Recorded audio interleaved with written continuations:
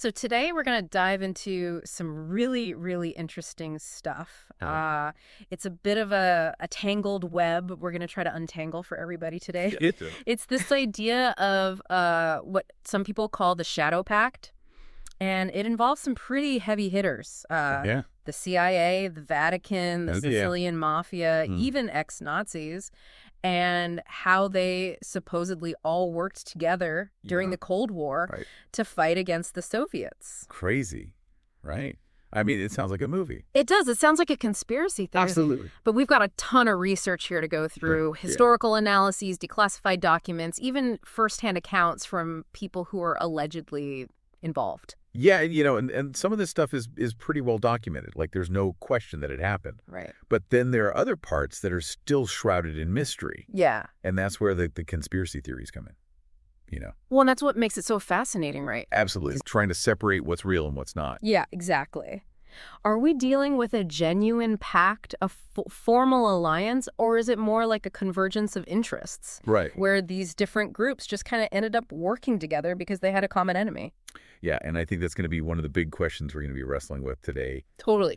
As we go through all this. So we're not going to definitively prove or disprove every little detail. Right. Because honestly, some of that might just be impossible given the secrecy involved. Oh, absolutely. Yeah. Yeah, a lot of this stuff was, by its very nature, covert, designed to be hidden. Exactly. So instead, what we're going to do is really dissect this whole idea of a Shadow Pact. Like, how could it have even come about? How did it supposedly function? Yeah. And what's the deal with organized crime being involved? Like, how does the Mafia fit into all of this? Well, and, you've provided a lot of really interesting sources that talk about specific operations. Right. Like Gladio in Italy. Right. Condor in Latin America. And these are examples of how this Shadow Pact, if it did exist, may have actually played out on the ground. Totally. So our mission for today is to really pull out the most important and intriguing insights from all of this research and share them with you. Yeah. Help you make sense of it all. Absolutely. Because it's complicated stuff. It is. So to really understand the Shadow Pact, we've got to start right after World War II.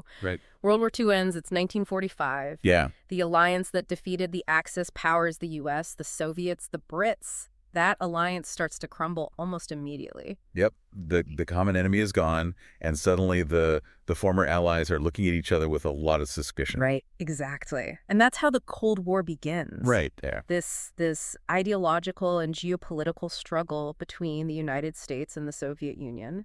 Capitalism versus communism. Exactly. And that's a key thing for you to understand, right? This was way more than just a political rivalry. It was a clash of worldviews. Absolutely. And the U.S. had to adapt quickly to this new reality. Right. They needed to figure out who their friends were, who their enemies were. And who they could use yeah. to their advantage in this new conflict. It's a whole new game. Exactly. And that's where the OSS comes in, right? The Office of Strategic Services, the precursor to the CIA. Yeah, they were the ones tasked with gathering intelligence and conducting covert operations. And during the war, they were focused on fighting the Nazis, obviously. Right. But after the war, their mission shifted dramatically. It had to, right. I mean, the Soviets were seen as the new existential threat. Exactly. And the OSS, they were willing to do whatever it took to combat that threat. Yeah, they were pretty ruthless, in their assessment of who could be useful in this new fight. Yeah, and this is where it gets really interesting. Yeah. Some sources suggest that the OSS and later the CIA started working with some very unlikely partners. Like, who are we talking about? Well, for starters, ex-Nazis. Ex-Nazis. Really? Yep. And one of the most striking examples of this is Operation Sunrise. Oh, yeah, I've heard of that. So this was in 1945. Okay. Alan Dulles, who was a key figure in the OSS at the time, he secretly negotiates with an SS general named Karl Wolff to arrange a partial surrender of German forces in Italy. So they're basically making deals with the enemy. Yeah, and not just any enemy. We're talking about high-ranking Nazis. It's pretty shocking when you think about it. It is, and the justification was that this would help the Allies advance more quickly and potentially save lives. I guess that makes sense from a purely strategic standpoint. Right, but it also raises some serious ethical questions. Oh, absolutely. I mean, are we really okay with collaborating with people who are responsible for the Holocaust? Tough question. Yeah, and it gets even more complicated because some sources claim that these interactions with ex-Nazis went way beyond just a localized surrender in Italy. Really? Yeah, the claim is that ex-Nazis, using intermediaries within the Vatican, actually proposed a much broader anti-communist alliance to the United States. Wow, so they're basically saying, hey, we hate the communists too, let's team up. Exactly. And they were offering their expertise, their networks, their knowledge of Soviet tactics. Interesting, so they're trying to make themselves useful. Yeah, and maybe also avoid being held accountable for their war crimes. Right, because a lot of these guys were facing potential prosecution, right? Absolutely. So it's a way for them to stay in the game, to have some power and influence. And potentially escape justice. Right, and for the U.S., I mean, it's got to be tempting, right? They're facing this new enemy. Yes. They need all the help they can get. And these ex-Nazis, they had experience fighting the Soviets during the war. They did. They knew their tactics. They knew their weaknesses. So it's a morally complex situation. Oh, absolutely. But we have to understand it within the context of the Cold War. Right. It was a different time, different priorities. Yeah, and the fear of communism was so intense, especially in the U.S., that it led to some very questionable decisions. Yeah. And that brings us to the Vatican. Right, because their involvement in all of this is fascinating and controversial. It is, because on the surface, you've got the CIA, you've got ex-Nazis, and then you throw the Vatican into the mix. It doesn't really seem like they'd all be on the same side. It doesn't. But when you understand the Vatican's stance on communism during this period, it starts to make a little more sense. Okay, so break it down for us. So under Pope Pius XII, who was Pope from 1939 to 1958, the Vatican was fiercely anti-communist. Okay. Like, they saw communism as a direct threat to the Catholic Church. A threat to their faith. To their faith, to their authority, to their very existence. Okay, so they had a strong ideological motivation to oppose communism. Absolutely. And this helps explain their involvement in the rat lines. Okay, what are the rat lines? So after the war, a lot of Nazis were trying to escape Europe. Right, they were fleeing justice. Exactly. And the rat lines were these secret escape routes that helped them get to South America. And the Vatican is alleged to have played a role in facilitating these escapes. Really? So they were actively helping Nazis escape? Well, it's complicated. Oh. There are different interpretations of what was going on. Okay. Some people argue that the Vatican was purely motivated by humanitarian concerns. Okay. They were just trying to help people escape persecution. Okay, but these were Nazis we're talking about. Right, and that's where it gets tricky. Yeah. Because it's hard to reconcile that humanitarian impulse with the fact that they were helping some of the most notorious war criminals in history. Right. So the other interpretation, and this is where it gets really controversial, is that the Vatican was actually working with Western intelligence agencies. Like the CIA. Yeah, to use the rat lines for their own purposes. Like what? Well, maybe to get former Nazis into positions of power in South America. Okay. Where they could help fight communism. So it's possible that the Vatican was playing a much more active role in the Cold War than we might initially think. Yeah, and the fact that some of the Nazis who escaped through the rat lines later ended up working for Western intelligence agencies just adds fuel to that fire. It does make you wonder, right? It does, yeah. And then on top of the ex-Nazis in the Vatican, you've got the Sicilian Mafia. Right, another unlikely partner. And their story begins during World War II as well. It does, yeah, specifically with the Allied invasion of Sicily in 1943. So the U.S. needed help securing the island? They did. And they turned to an interesting source for that help, the Mafia. Yeah, I mean, it sounds crazy, but it actually happened. It did. The OSS enlisted the help of Charles Lucky Luciano. Oh, yeah, the notorious mob boss. Yep. He was actually in prison at the time. He was? Yeah, but the OSS saw his connections and his influence as too valuable to ignore. So they made a deal with him. They did. Luciano agreed to help the Allies secure Sicily. And how did he do that? Well, he had a lot of influence over the dock workers, who were crucial for unloading supplies and troops. Ah, so he could ensure that the landings went smoothly. Exactly.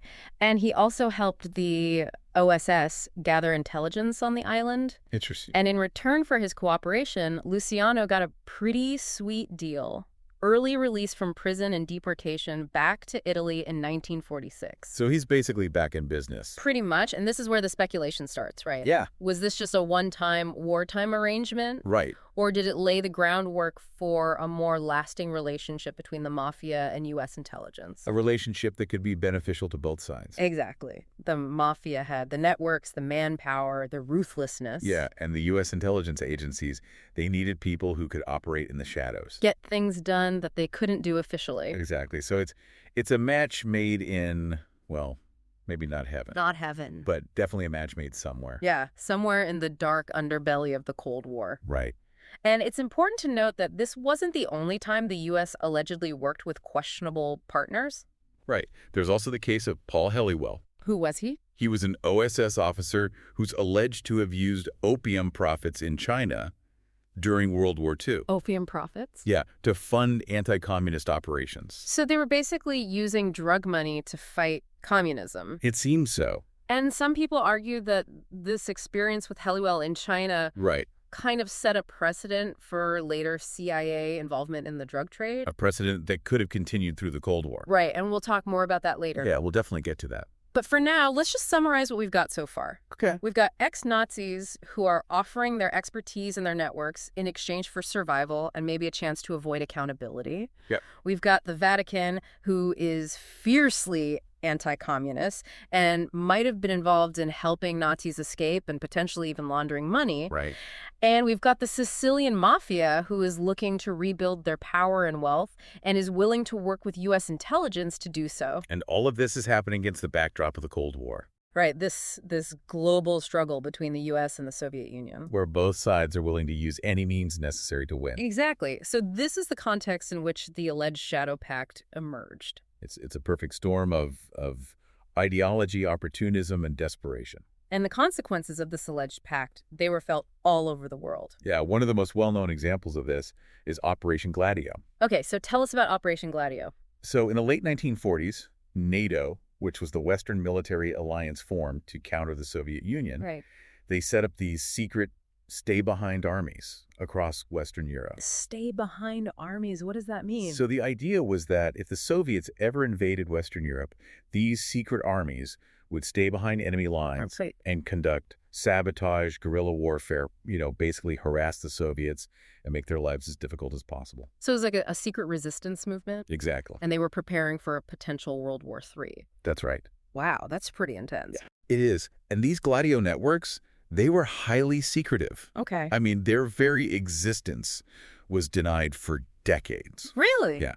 They were trained in all sorts of covert operations. They had hidden weapons caches, and they were recruited from a variety of sources. Like who? Well, you had military officers, you had anti-communist partisans, and you even had, in some cases, ex-fascists. Ex-fascists. Again. Yeah. Seems like they kept popping up. It's like they were the go-to guys for covert operations.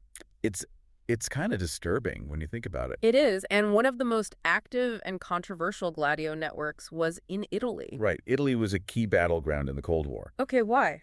Well, for one thing, the Italian Communist Party was very strong. Okay. I mean, they were one of the largest communist parties in Western Europe. So the U.S. was worried that Italy might go communist. Exactly. Yeah. And they were willing to do whatever it took to prevent that. And that included supporting a secret army. That's right.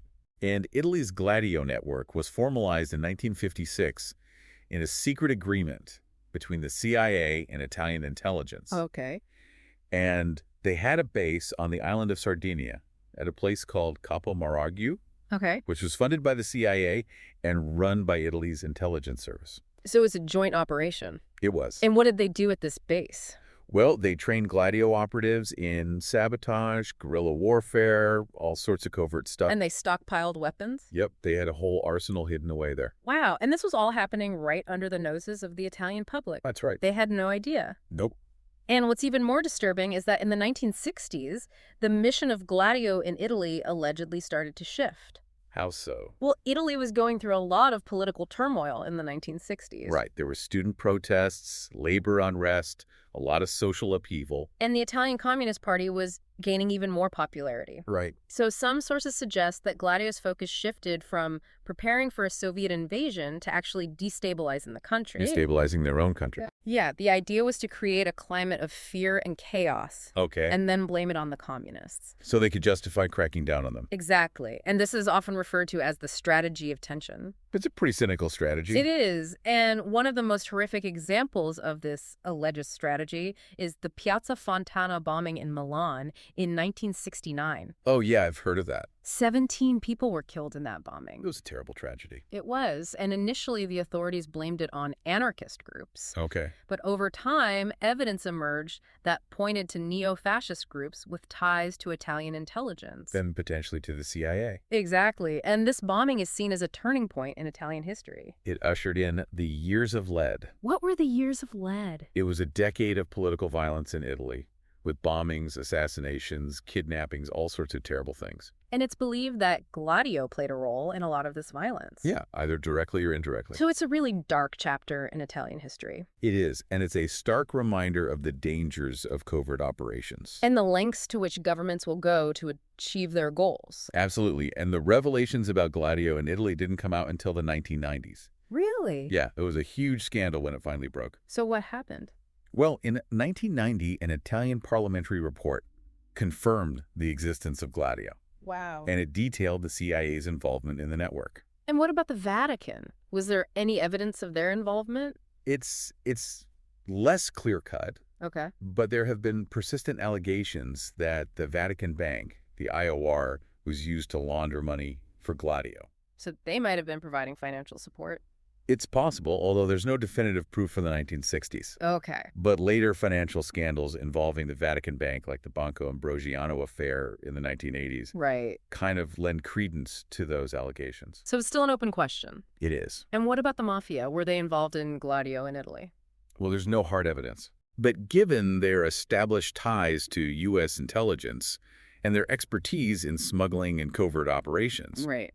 it's certainly plausible that they played a role.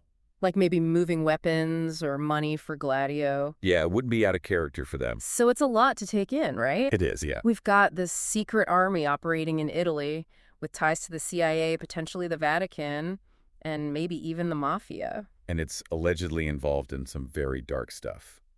Like the strategy of tension and the Years of Lead. Right. It's a complicated and distorting story. It is, and Italy wasn't the only country with a Gladio network. Right. There were similar networks all over Western Europe. Like where? Well, there were Gladio networks in Belgium, Germany, Turkey, you name it. Wow, so it was a widespread operation. There was, yeah. And each country had its own unique circumstances. Right, but the overall goal was the same, to prepare for a potential Soviet invasion.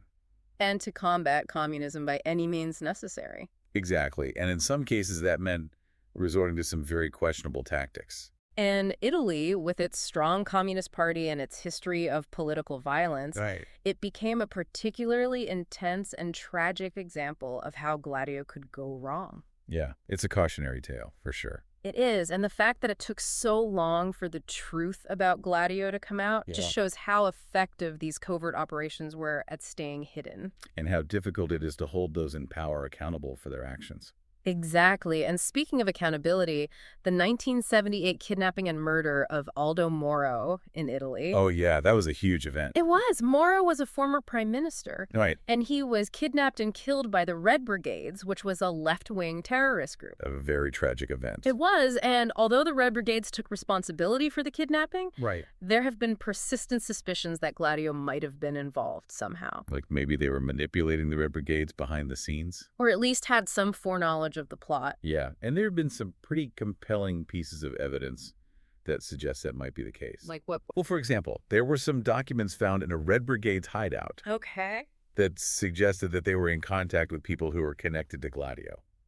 Wow. So there might have been some level of collusion between the Red Brigades and Gladio. It's possible, although it's never been definitively proven. Okay. And then there's the 1980 Bologna train station bombing. Another terrible tragedy. It was 85 people were killed in that bombing. Wow. And again, there have been suspicions of Gladio involvement. Really? Yeah, because some of the evidence pointed to neo-fascist groups. Okay. Who, as we know, had ties to Gladio. Right. And the bombing happened during a period of intense political tension in Italy. It did. When the strategy of tension was allegedly in full swing. So it fits the pattern. It does, but again, it's important to note that no definitive link to Gladio has ever been established. Right, it's all circumstantial evidence. But it's still very suspicious. It is. And it all adds to the sense that something very murky was going on in Italy during the Cold War. Yeah, a lot of unanswered questions. A lot of unanswered questions and a lot of pain and suffering. Absolutely. And the revelations about Gladio in Italy, they really sent shockwaves across Europe. They did, because it showed that these secret armies weren't just a theoretical possibility. Right. They were real. And they were operating with the knowledge and support of NATO and the CIA. And potentially other powerful entities. Yeah, like the Vatican. Right. It was a huge blow to the credibility of Western intelligence agencies. It was, and it raised serious questions about the nature of democracy and the rule of law.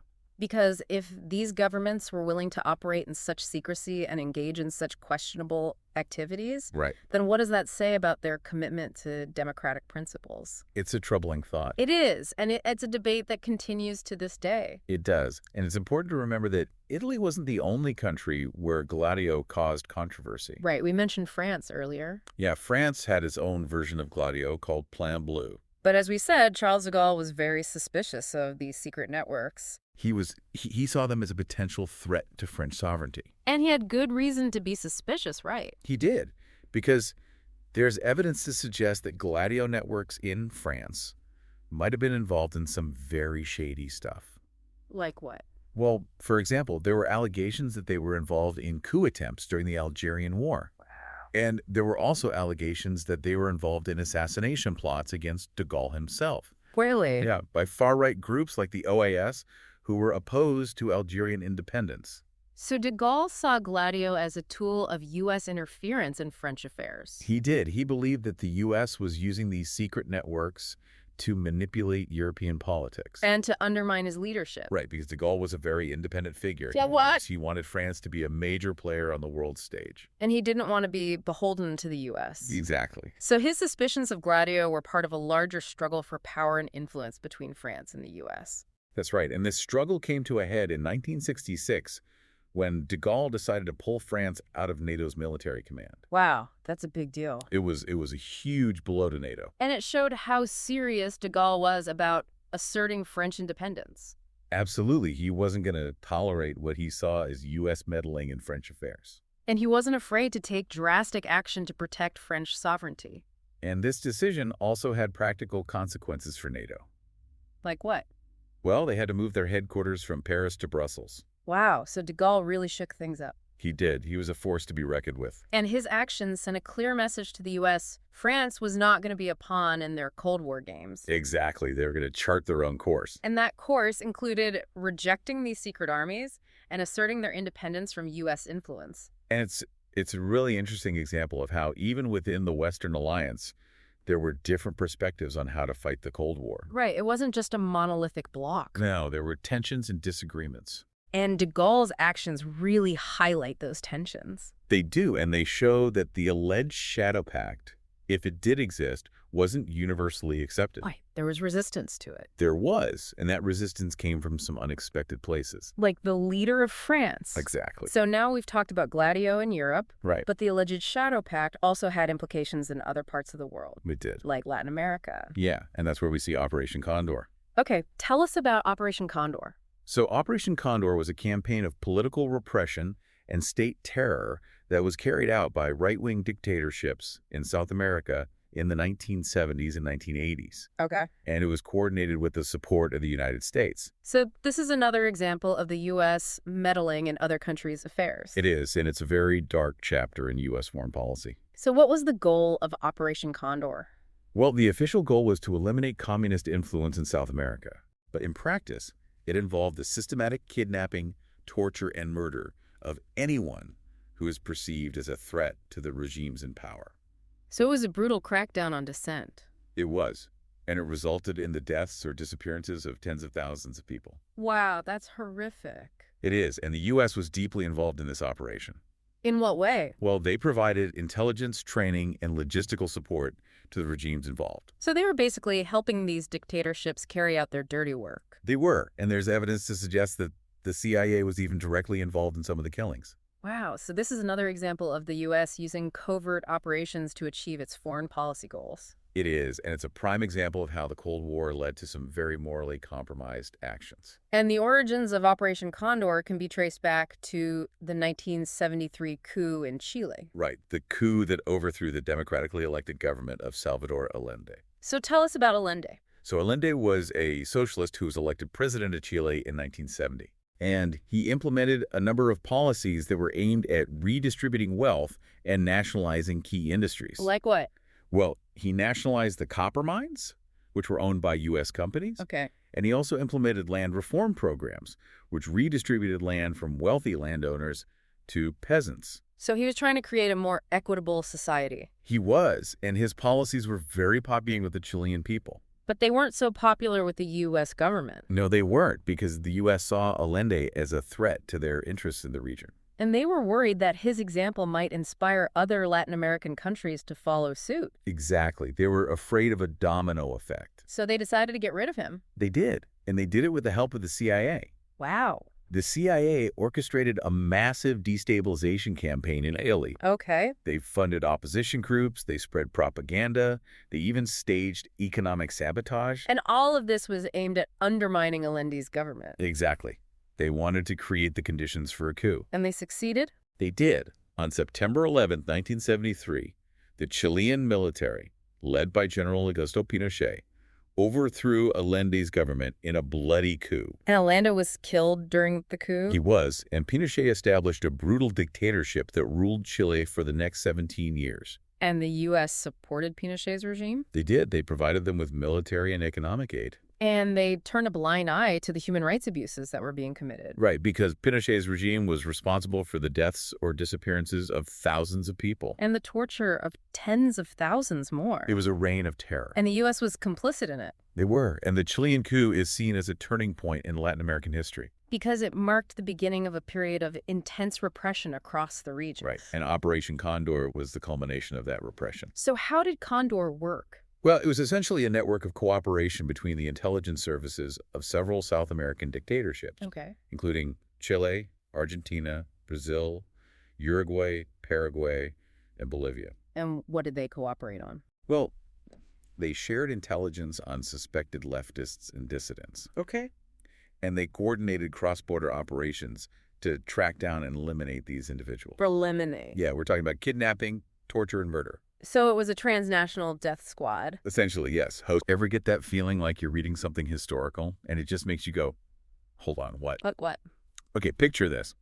Imagine a Venn diagram. 3 circles. CIA, the Vatican, Sicilian Mafia, all during the Cold War. Oh, yeah, that's a wild one for sure. That's the kind of stuff that makes you wonder. It's giving conspiracy thriller. Right? But seriously, when we started looking into this, it was like, wait a minute, is this for real?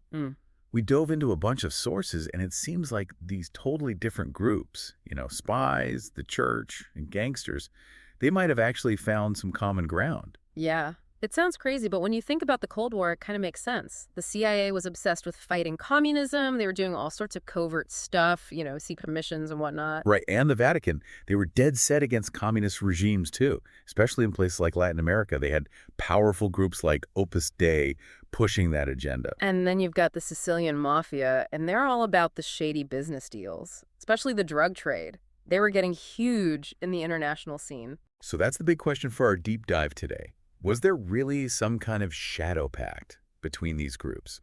What were they actually doing together, if anything is and what kind of impact did it have on the world? That's what we're here to figure out. We're going to unpack all this wild stuff, and hopefully you'll come away with some serious insights. And don't worry, we're not going to drown you in a million details. Correct. We're here to guide you through it. Okay, so where do we even start with something this big?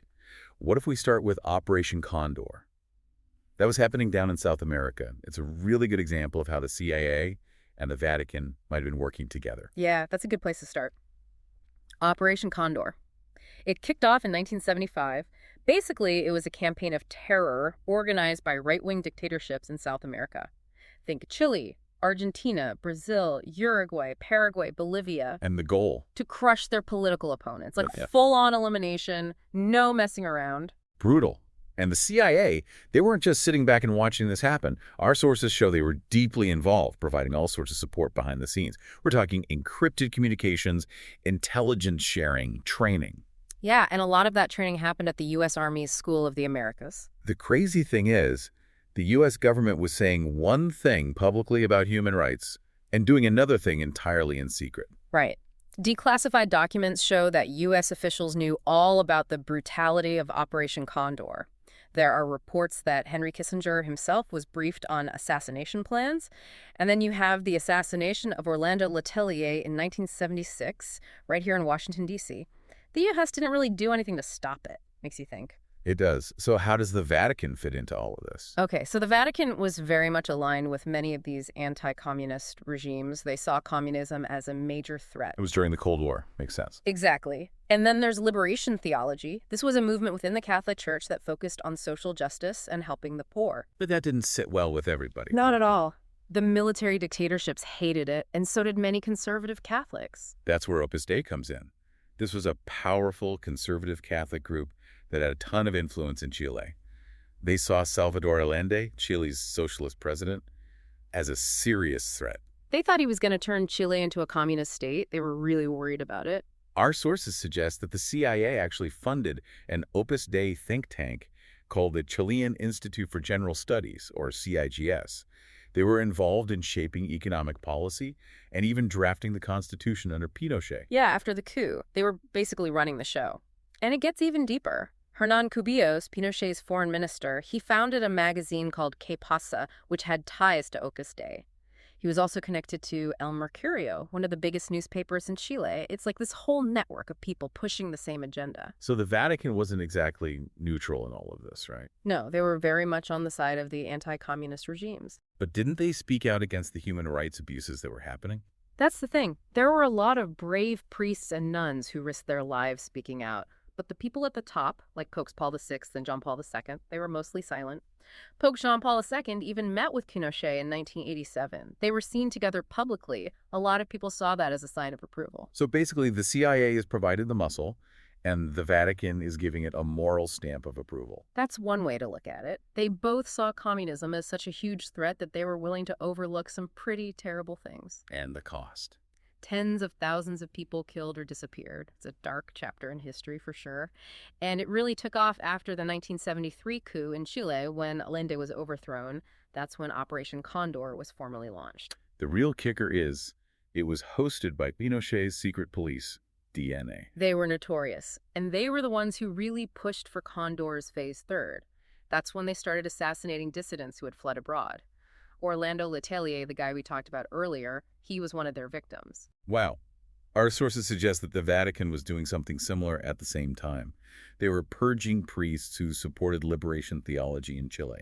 It's like they were both trying to silence anyone who was sympathetic to communism. Yeah, and even later in 1998, when Pinochet was arrested in London, the Vatican actually lobbied for his release. They said he was a strong anti-communist. It just goes to show how deeply ingrained the Cold War mentality was. So we see this pattern in Chile, and it's not unique.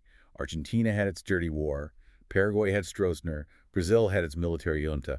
The CIA was involved in all of these places, and the Vatican was generally quiet about the human rights abuses.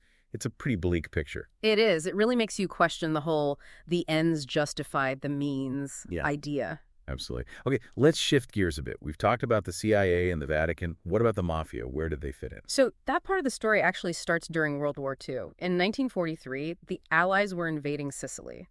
And guess who the OSS, that's the precursor to the CIA, guess who they turned to for help? Lucky Luciano. He was the head of the Genovese crime family, and he was serving time in prison in New York. No way. What did they want with him? He had tons of connections in Sicily. The Allies figured he could help them out, and he did. He helped them land smoothly, get local support, even keep American docks safe from sabotage. I guess sometimes you got to work with who you got to work with, right? Yeah. Even if they're a mob boss? I guess so. And it paid off for Luciano. In 1946, they commuted his sentence and deported him back to Italy. So he got a pretty sweet deal out of it. Yeah, he did. But some people think it wasn't just a one-time thing. They say this was the start of a longer, more complicated relationship between intelligence agencies and the Mafia. And that this carried over into the Cold War. Exactly. Okay, so what did Luciano do once he was back in Italy? Well, he didn't exactly retire. he started rebuilding his criminal empire. And one of his big focuses, heroin. Yeah. By the 1950s, the Sicilian Mafia was a major player in the global heroin trade. They were getting opium from Turkey and the Middle East, refining it in Marseille, and shipping it all over the world. So this is where things get even murkier. There are claims that intelligence agencies might have been involved in this drug trade, or at least aware of it and turning a blind eye. That's right. And there's one guy in particular who keeps popping up, Paul Helliwell. Who's that? He was an OSS veteran who later worked for the CIA. Back in World War II, he supposedly used profits from the opium trade in China to fund anti-communist groups. And after the war, he was linked to the Golden Triangle, Burma, Laos, and Thailand. That was a major hub for opium production. So he was no stranger to using drug money for political ends. Exactly. Right. And some people believe that he continued doing this during the Cold War, maybe even working with Luciano and the Mafia. It's hard to imagine the CIA being okay with flooding America with heroin. I know. It's a really controversial topic. Some people say the CIA absolutely knew what was going on and even encouraged it. They say they needed the money to fund their covert operation. Like a slush fund. Yeah, exactly. But others say the CIA was just focused on fighting communism and didn't really care where the money was coming from. So it could have been a case of willful ignorance. Possibly. But regardless of the CIA's involvement, the consequences were devastating. By the 1960s, heroin addiction was a huge problem in the U.S., especially in black neighborhoods. And then there was the crack epidemic in the 1970s. It just makes you wonder, what was the human cost of all these covert operations and shady deals? That's the question, isn't it? But the alleged connections don't stop there. There's Air America. That was a CIA airline that supposedly transported opium in Southeast Asia during the Vietnam War.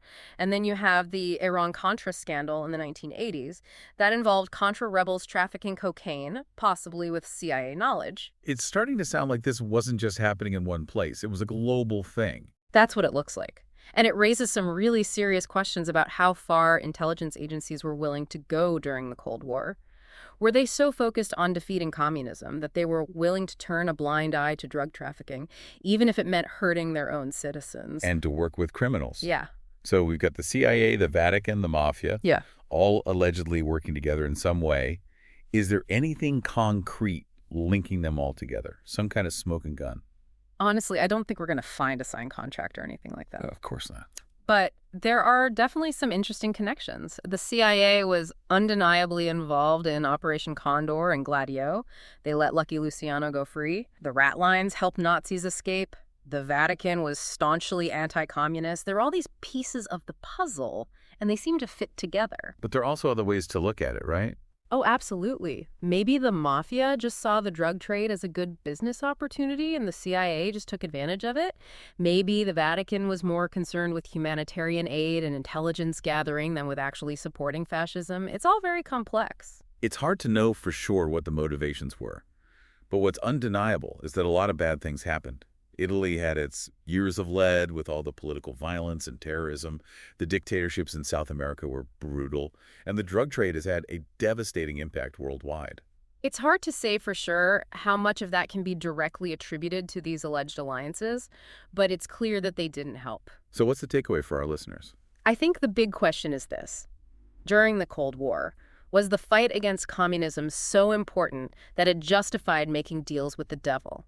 Was it worth turning a blind eye to human rights abuses, working with criminals, and maybe even fueling the drug trade? These are tough questions to answer. Yeah. And there are no easy answers.